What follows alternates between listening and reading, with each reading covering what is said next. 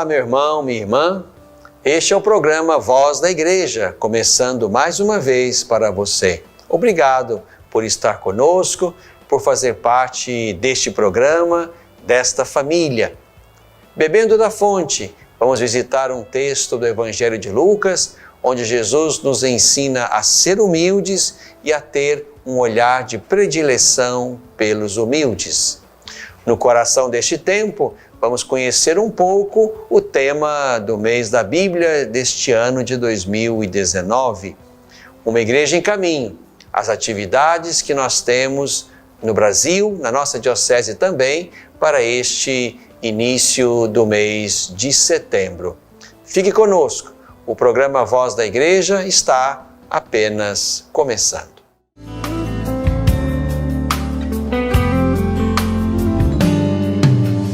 Bebendo da fonte. Meu irmão, minha irmã, mais uma vez começamos o mês de setembro, mês da Bíblia. E assim, mais uma vez, podemos colocar os olhos da nossa fé, da nossa razão, do nosso sentimento, da nossa consciência sobre a palavra de Deus, a Sagrada Escritura, a fim de que, mergulhando no mistério deste Deus que nos fala sempre, possamos nele discernir os caminhos da nossa história, do nosso tempo, da nossa vida. Quero convidar você neste programa a mergulhar na palavra de Deus, lendo, meditando o texto de Lucas, capítulo 14, verso 1, depois versos 7 a 14. Certo sábado, Jesus foi tomar a refeição na casa de um dos chefes dos fariseus, e eles o observavam. Ao observar como os convidados escolhiam os primeiros lugares, Jesus propôs-lhes uma parábola. Quando fores convidado para uma festa de casamento, não ocupes o primeiro lugar. Pode ser que tenha sido convidado alguém mais importante, e aquele que convidou a ti e a ele venha a dizer-te: cede o lugar a este. Então, irás com vergonha ocupar o último lugar. Ao contrário, quando fores convidado, ocupa o último lugar, para que o que te convidou venha dizer-te: amigo, toma um lugar mais importante. Então serás honrado na presença de todos os convidados, pois todo o que se exaltar será humilhado, e o que se humilhar será exaltado. E disse também ao que o tinha convidado: quando ofereceres um almoço ou uma ceia, não convides teus amigos, nem teus irmãos, nem teus parentes, nem teus vizinhos ricos, para que não te convidem por sua vez, e isso te sirva de retribuição. Pelo contrário, quando deres um banquete, convida os pobres, os aleijados, os coxos, os cegos. Então serás bem-aventurado, pois esses não têm como te retribuir. Receberás a retribuição na ressurreição dos justos. Meu irmão, minha irmã, mais uma vez nos deparamos com um belo texto, um belo ensinamento de Jesus aqui no Evangelho de Lucas, que é o Evangelho que estamos lendo neste ano litúrgico. Estamos para celebrar o 22º domingo do tempo comum e mais uma vez então mergulhamos no mistério deste terceiro Evangelho. Aqui nós temos claramente dois ensinamentos preciosos de Jesus. Um nos ensina a ser humildes, o outro nos ensina a ocupar-nos dos humildes. É importante que nós tenhamos aqui o lugar onde Jesus se encontra. Está na casa de um dos chefes dos fariseus. Portanto, na casa de uma autoridade religiosa, e naquela casa, então, se achegaram outros convidados, a ponto de ali, naquela refeição, Jesus, então, poder dar a eles uma bela instrução acerca da humildade. Em primeiro lugar, Jesus quer ensinar a eles e a nós que é preciso ser humilde.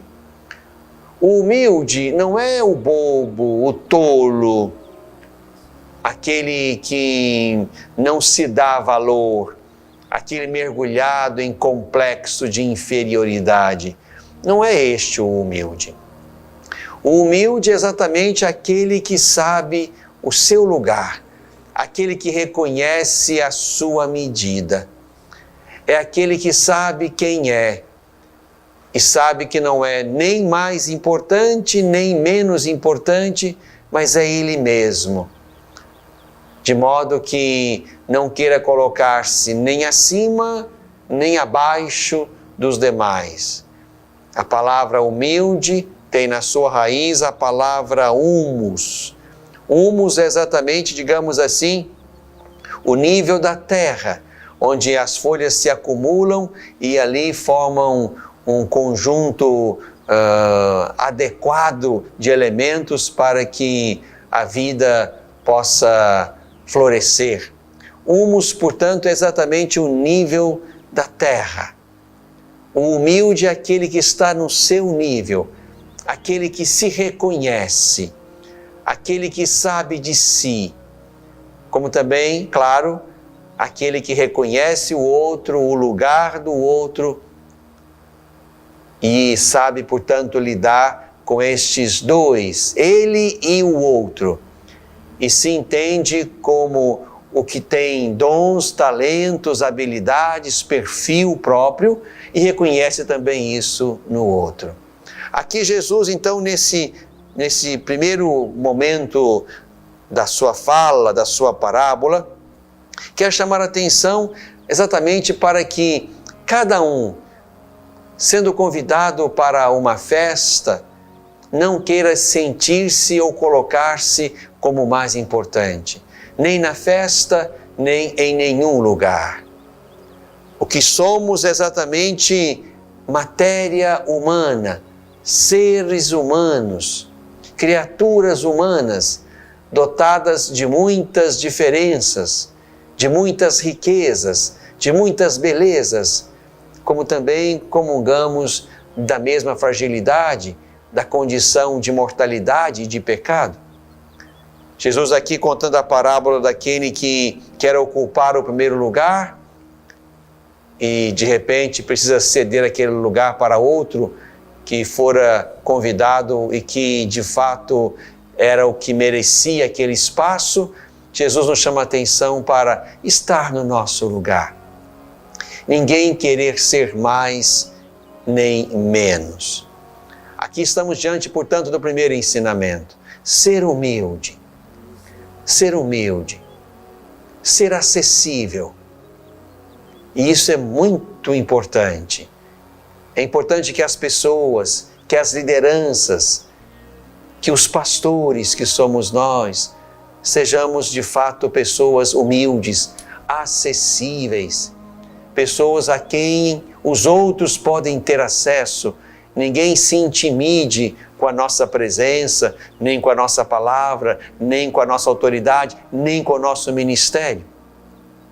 O Papa Francisco, naquele ano em que foi para o encontro de bispos novos, nomeados naquele ano, ele dizia assim a nós, os bispos novos do mundo inteiro que estávamos ali: não sejam bispos que ninguém encontre em lugar nenhum, inacessíveis, distantes, príncipes. Isso serve para nós, isso serve para você, isso serve para qualquer cristão, para qualquer discípulo. Independente do lugar, da missão, do ministério, da autoridade que tenhamos, será muito bonito e exemplar que não nos falte humildade, que facilite a nossa circulação em qualquer ambiente, que facilite o acesso das pessoas a nós. Independente de que lugar você ocupe ou eu, na igreja ou no mundo. O humilde é aquele, portanto, que circula e que, sendo reconhecido pelos outros, toma o seu lugar, mas que não está em busca de lugares preferidos nem de destaque. Ser humilde. Mas também Jesus nos ensina aqui, na outra parte da parábola, a nos ocupar dos humildes. De modo a que, se damos um banquete, não nos preocupemos em dá-lo a quem pode retribuí-lo a nós, mas exatamente aos pobres, aleijados, coxos, cegos. E é aí que seremos bem-aventurados, porque damos do que temos e damos para aqueles que, em princípio, não têm como retribuir, senão a alegria, a gratidão, a presença, e isso nos basta, porque a recompensa maior virá, como diz Jesus, na ressurreição dos justos. E importante aqui, nós entendemos, portanto, que a nossa prática do bem, a nossa vida ética, a nossa caridade permanente nos põe diante de um juízo de Deus favorável a nós, porque nos ocupamos daqueles que são os preferidos de Deus. Depôs os poderosos e exaltou os humildes, canta a humilde Maria, em quem Deus fez maravilhas. Por isso, meu irmão, minha irmã, aprendamos de Jesus a lição deste dia e desse texto. É preciso ser humilde.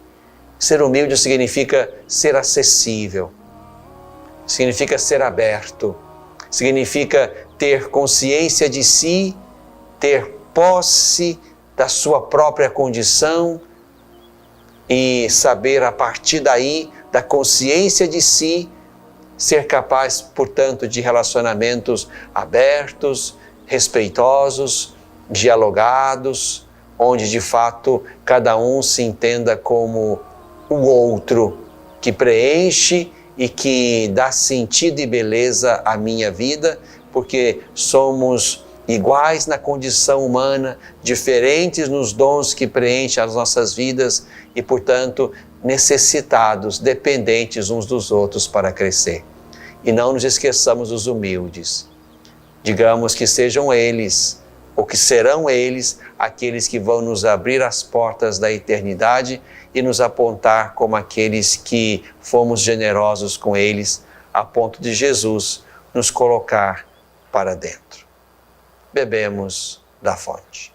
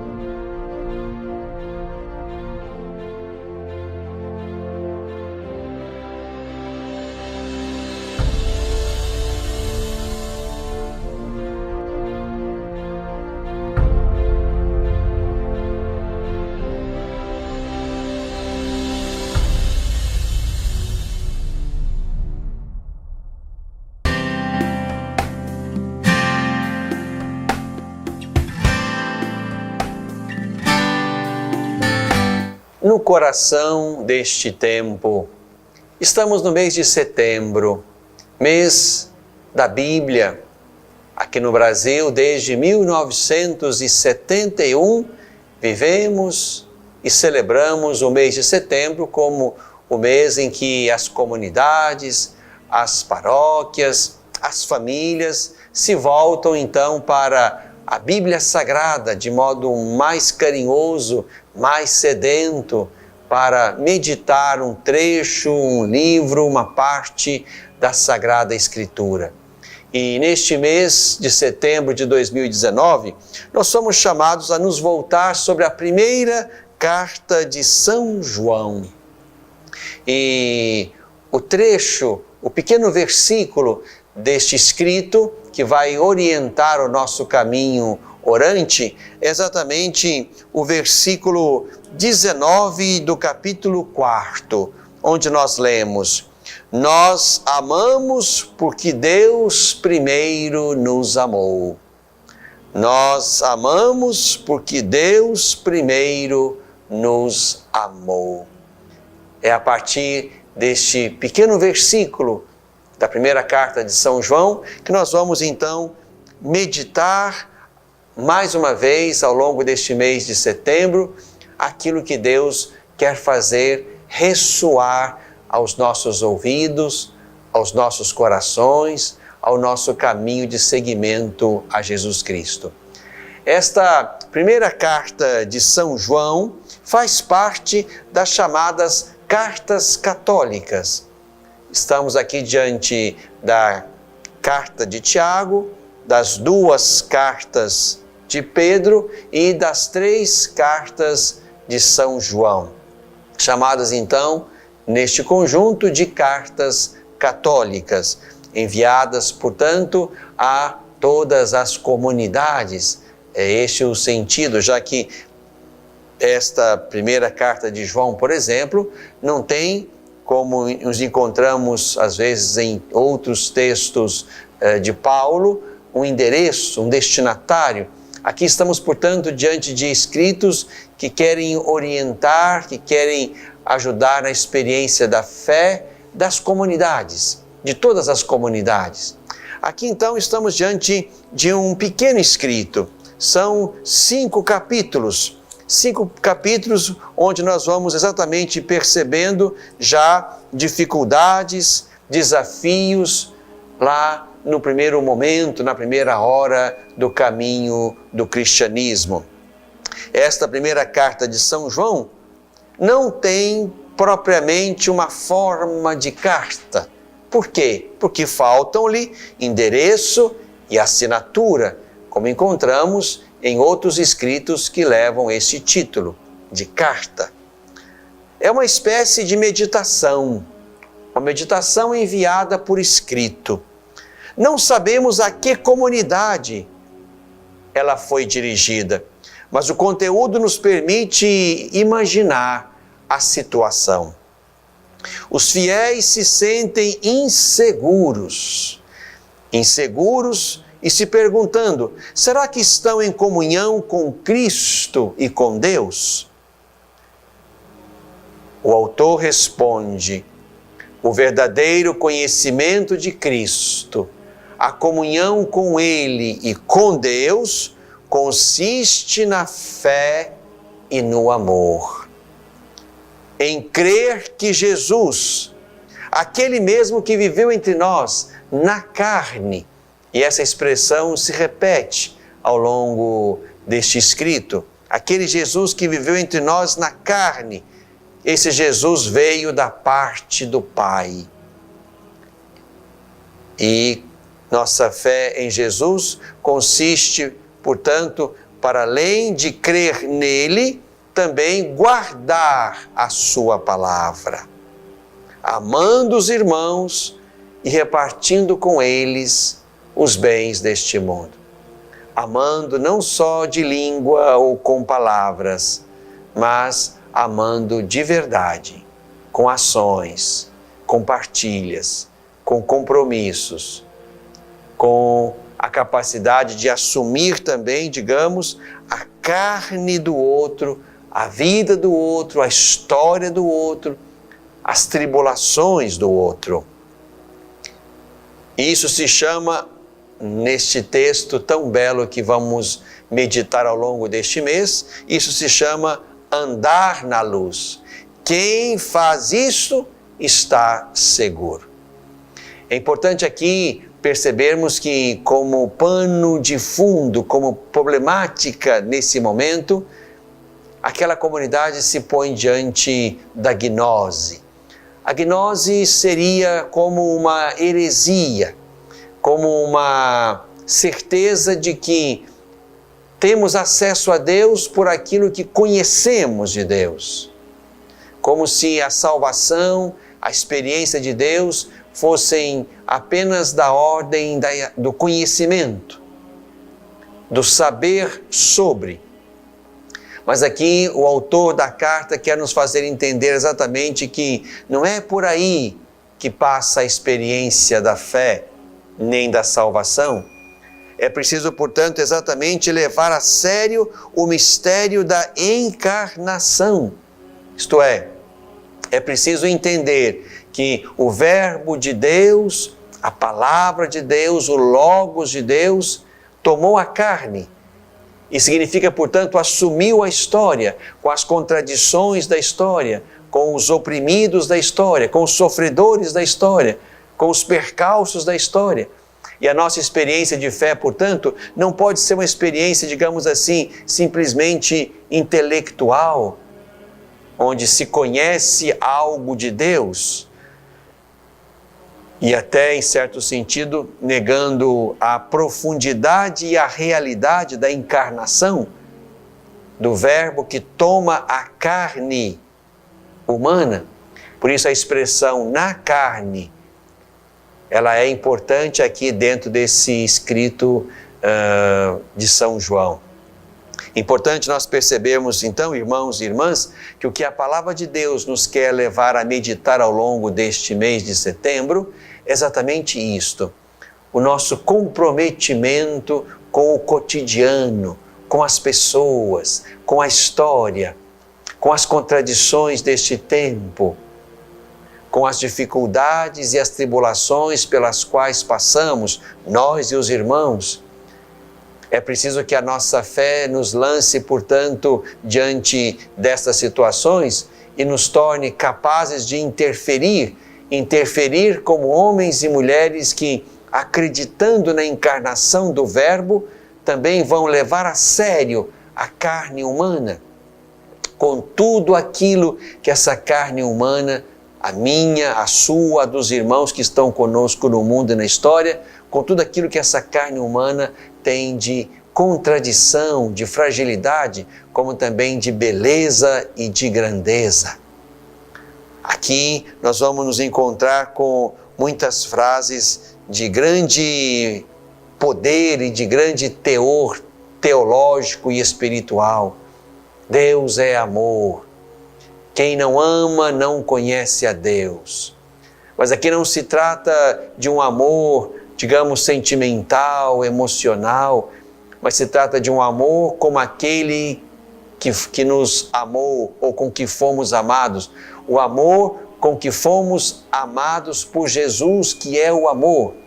Ninguém tem amor maior do que aquele que dá a vida, nos lembra São João no Evangelho. É importante então que, de fato, passando por esse mês de setembro, voltando nossos olhos para esta, digamos, pequena cartinha de São João, atribuída a ele pelo menos, nós possamos de fato perceber que nós temos em Jesus aquele que é a medida do nosso compromisso com os outros e com o mundo. Jesus não brincou de ser humano. Jesus não foi humano pelas metades. A encarnação do Verbo o levou a assumir tudo que é verdadeiramente humano. Assumir na sua verdadeira e real humanidade e nos ensinar, portanto, a partir daí, que a fé, que o cristianismo, que o seguimento de Jesus não é simplesmente alguma coisa que nos põe na direção do céu e nos faz esquecer a terra e os irmãos e a história, mas é aqui, no meio daquilo que acontece conosco todos os dias, que nós somos chamados a construir o reino de Deus. O reino de Deus é exatamente o mundo como Deus quer que ele seja, com as relações, os sentimentos, os valores que circulam exatamente no coração daqueles que, crendo em Deus, vão fazer a diferença e vão estabelecer o tempo novo, o jeito novo de estar no mundo, do jeito de Deus, que é isso que Jesus chamou de reino de Deus, reino dos céus.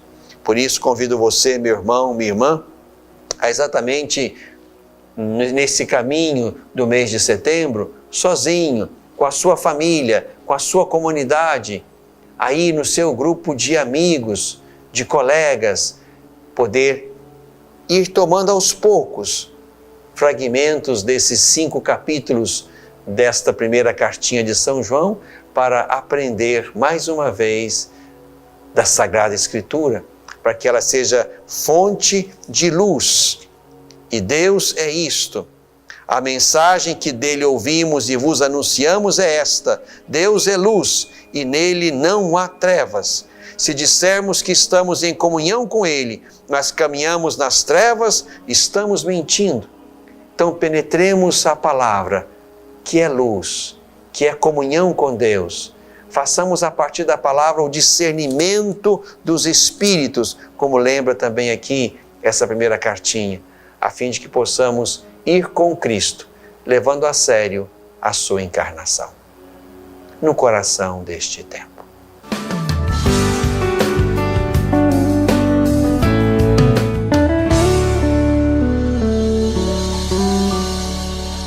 Às vezes, tudo que uma criança precisa para superar uma tempestade em sua vida familiar é encontrar um lar provisório, uma família que a acolha por um tempo, enquanto sua própria família se reestrutura para recebê-la de novo. Essa é a proposta do Serviço Família Acolhedora: transformar as dificuldades de hoje em possibilidades de futuro. Serviço Família Acolhedora. A tempestade passa, a vida continua. Participe e faça a diferença.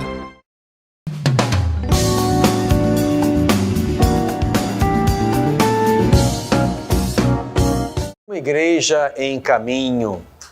Estamos no alvorecer do mês de setembro, mês da Bíblia. Por isso, quero convidar você, meu irmão, minha irmã, e esta deve ser a nossa primeira tarefa, a fazer o caminho da leitura orante da Palavra de Deus. Somos convidados, então, a ler a primeira carta de São João, como refletimos no segundo bloco, e quero convidar você a fazer isto como nós aprendemos na leitura orante. Leitura, meditação, oração, contemplação. Ler o texto, meditar o texto, as palavras, os gestos e versículos que chamam a atenção, rezar, a ponto de esse texto lido e meditado me levar também a rezar para mim, para a igreja e para o mundo, aquilo que o texto me leva a pedir a Deus. Contemplar, isto é, silenciar, para que Deus também fale ao nosso coração. Convido você a fazer isso, seja aí no seu pequeno grupo de base. Existem hoje entre nós ainda muitos círculos bíblicos, onde as famílias podem se encontrar para partilhar a vida, partilhar a fé, partilhar a palavra.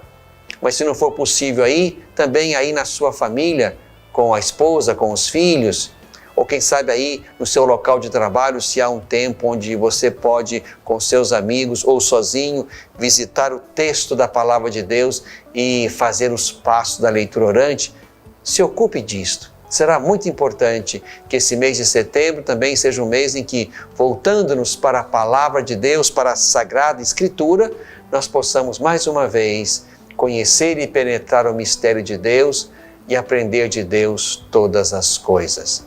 Não deixe de valorizar aí na sua comunidade também este mês de setembro como o mês da Bíblia. Encontre aí um pequeno grupinho de círculo bíblico, um grupo de reflexão Reúna-se com seus amigos do prédio, da rua, do quarteirão. É um momento importante, onde a palavra de Deus suscita a comunhão, suscita o encontro, suscita a partilha e aprendemos todos do mesmo Mestre.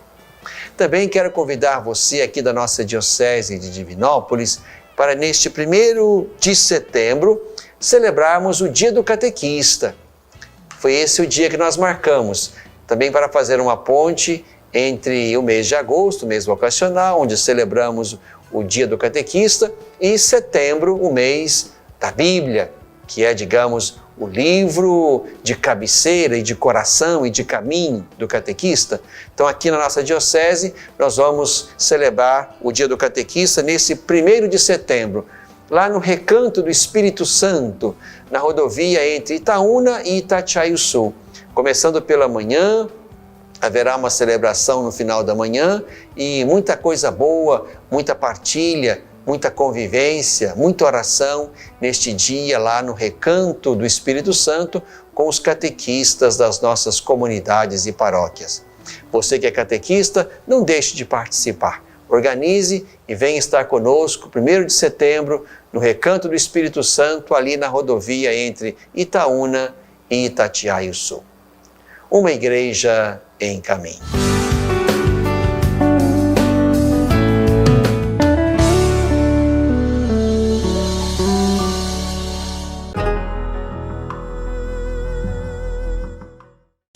Pornografia infanto-juvenil é crime. Todo aquele que produz, vende, publica, divulga de qualquer forma ou até mesmo armazena vídeos ou fotos pornográficas de crianças e adolescentes pratica crime grave e está sujeito a uma pena de até 8 anos. Se você teve contato com esse tipo de material pelas redes sociais, jamais passe adiante. Não divulgue e nem guarde essas imagens criminosas. Denuncie quem publicou ao promotor de justiça ou à polícia. Defender a criança é responsabilidade de todos nós, todos contra a pedofilia.